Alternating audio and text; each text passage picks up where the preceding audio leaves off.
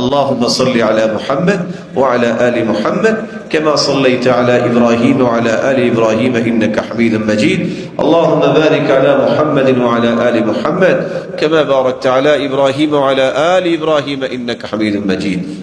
کاش لوگوں کو پتہ چل جائے کہ درود کتنی بڑی نعمت ہے. حدیث کہتی ہے جو درود پڑھنا بھول گیا خاطئ طریق الجنہ، وہ درود نہیں بھولا، جنت کا راستہ بھول گیا ہے. اس سے بڑی محبت کیا ہے اللہ کے رسول کے ساتھ کہ میری اور آپ کی زبان پہ درود آئے. 10 مرتبہ صبح و شام کو درود پڑھ لے، اللہ کے رسول اس کی سفارش کرے.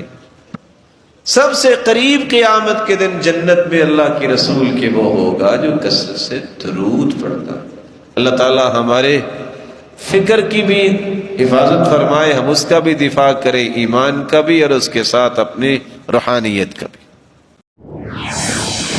The Islamic Media Information of Quran and Hadith.